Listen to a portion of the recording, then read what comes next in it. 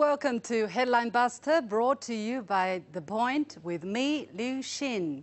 In this series, I dissect stories that are making headlines around the world and talk to my guests to compensate for the missing pieces of the puzzle. So join us, as always, in real time by sending us your comments or questions via the CGTN page on Twitter, Facebook, YouTube, or Weibo. If you're watching this live on the CGTN application, email us at thepointwithalex@cgtn.com. Let me know what you're thinking. And as usual, we start our live streaming every Friday at 11 a.m. Beijing time. So get in touch, and I just might read out your comments. Speaking of comments, well, we received some since last week's show. Some comments on social media and regarding China-US relations. The first one, well, not so positive, but we'll read it just as well. So Tintin lost in America. China rose cunningly, not peacefully. It fooled the world that it was becoming an open market like West countries, and some liberal leaders fell into the Chinese trap. China will not see the same good old days for sure. Watch, in next 10 years, China will become giant North Korea. Well, cunningly or not, that's an opinion, but no shots fired. That's a fact. There are a few people, I tell you, who have been making a living by predicting China's collapse, and they're still waiting. Tintin lost in America. You want to join them? Another comment by Franklin Smith, 60, peacefully, by bullying its neighbors like Vietnam, Indonesia, Thailand, Taiwan, etc., into forcing them to accept Chinese hegemony in international waters. Well, if China would have exercised hegemony, Asia would have a different name by now. That might be called China. So I don't think history proved you right. Finally, James Conway, IND, says since 1949, China has gone from feudalism to the space age and did so without waging frequent wars and robbing half of the world. China may not be perfect, but what other nations has lifted 800 million people out of poverty.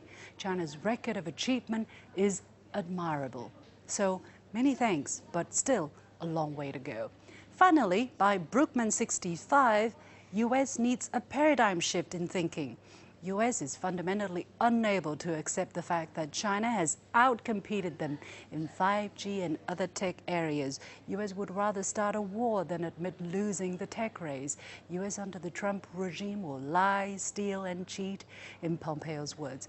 Well, we have to make sure that those who lie, steal, and cheat, my words, does not shape history in any big way. Anyway, thanks for the feedback. I appreciated the criticism and the praise alike. Keep them coming. This week, we're going to unpack U.S. Secretary of State Mike Pompeo's recent speech on China and the barrage of criticism it has attracted in its wake. But instead of busting media, oh, good morning, Mr. Pompeo. Instead of busting media reports on the subject, we want to give credit to some pieces that have pointed out the speech's most glaring problems and flawed logic, all against the backdrop of inflamed U.S.-China relations. The speech, entitled Communist China and the Free World's Future, was made on July the 23rd, just a day after the U.S. abruptly ordered the closure of the Chinese consulate in Houston, Texas. Delivered from the Richard Nixon Presidential Library and Museum in California, the speech made numerous references to the former U.S. president who, in 1972, traveled to China, ushering in a new chapter of relations between the two countries. Since the two countries established formal ties in 1979, relations have blossomed. Throughout the 1980s, for instance, normalized relations between the two, and China's economic reforms accelerated the exchange of goods, people, and ideas. U.S. companies were increasingly drawn to this huge market. Today, corporate America's operations in China raked in another $300 billion to $400 billion US dollars of revenue. Now, China's entry into the World Trade Organization in December 2001 was also a milestone in terms of shaping its economy, but also in Sino-American relations, as the U.S. was the prime mover in China's accession to the World Trade Organization. Now, in 1972, our annual bilateral trade was less than 100 million US dollars, and two-way investment in each other's markets was close to, guess much, zero. Now, today, the two countries are among each other's top trading partners.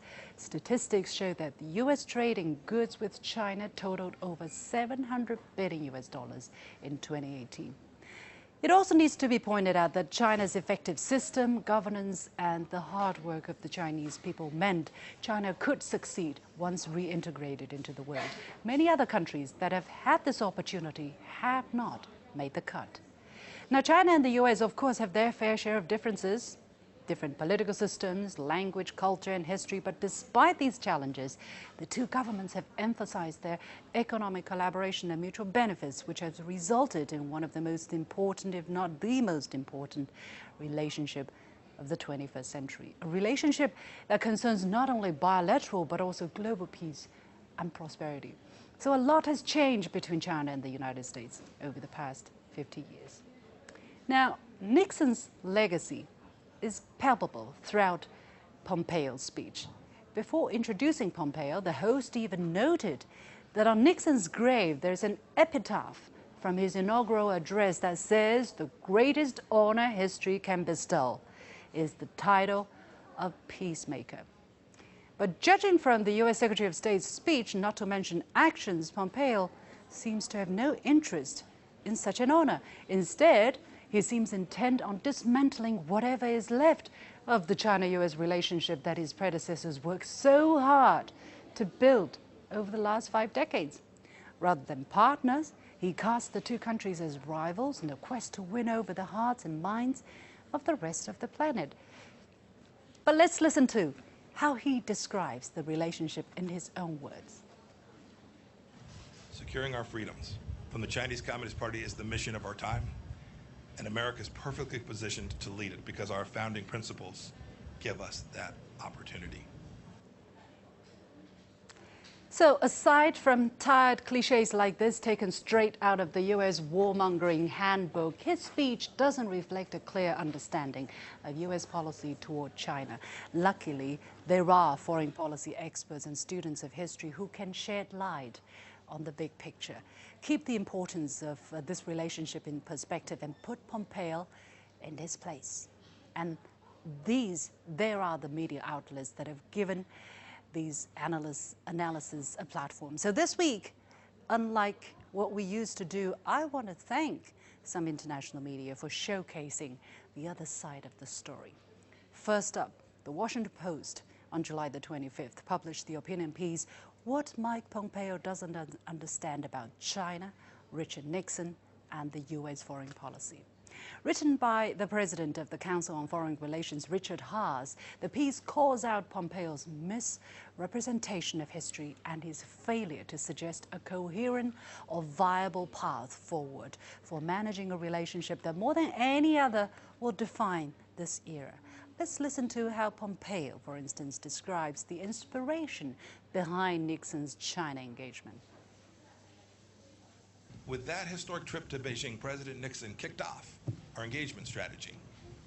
He nobly sought a freer and safer world, and he hoped that the Chinese Communist Party would return that commitment. Well, Haass's piece starts with an outright rebuttal of Pompeo's characterization of Nixon's China engagement policy 50 years ago, that it was a geopolitical play to use China as a counterweight to the former Soviet Union and shape China's foreign policy, not its internal nature.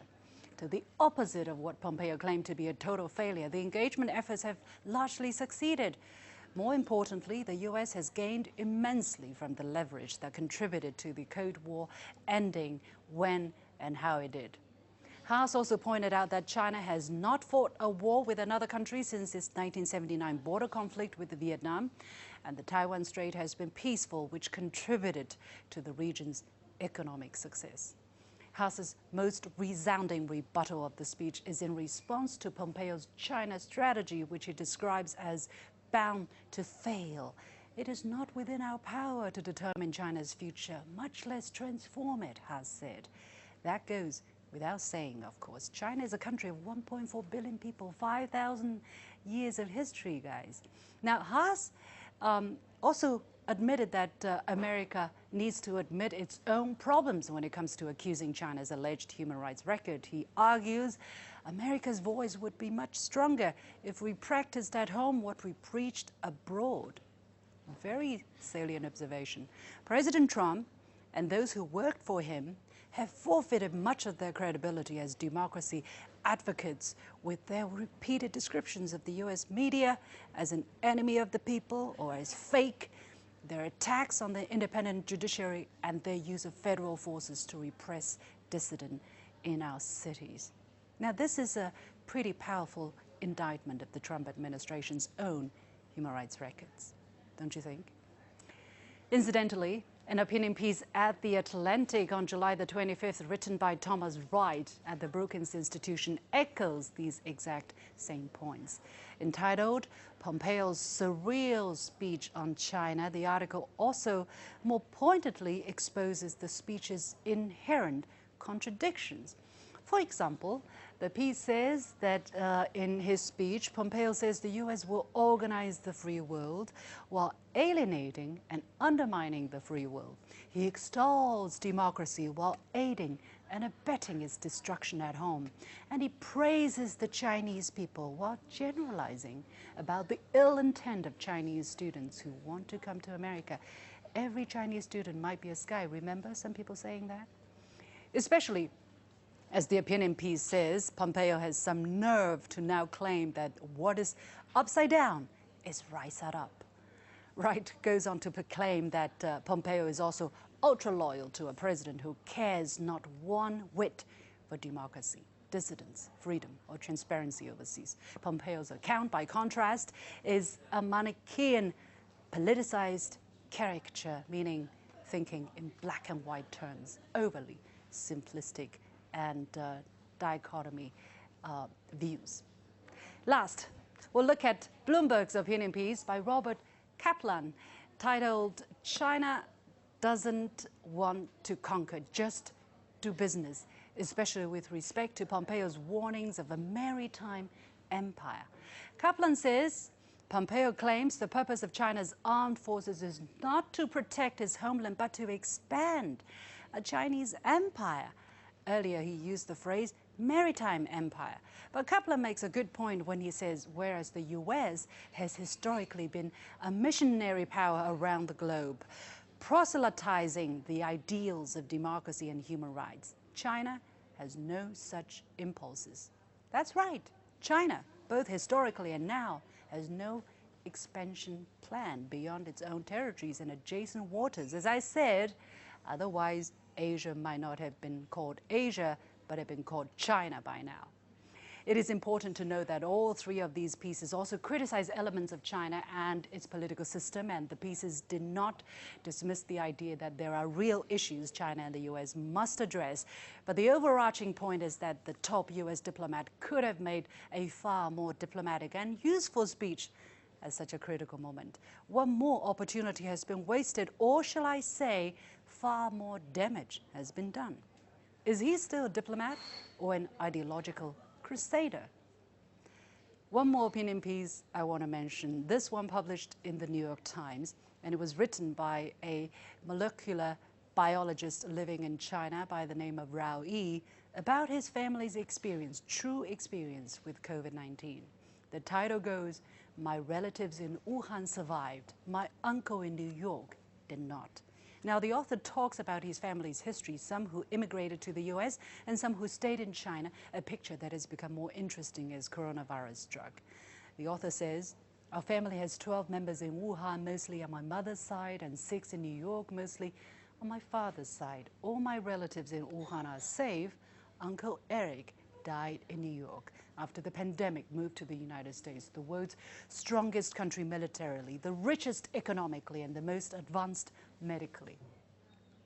I commend the New York Times for giving space to such a thought-provoking piece. Of course, the paper has been attacked for publishing this story.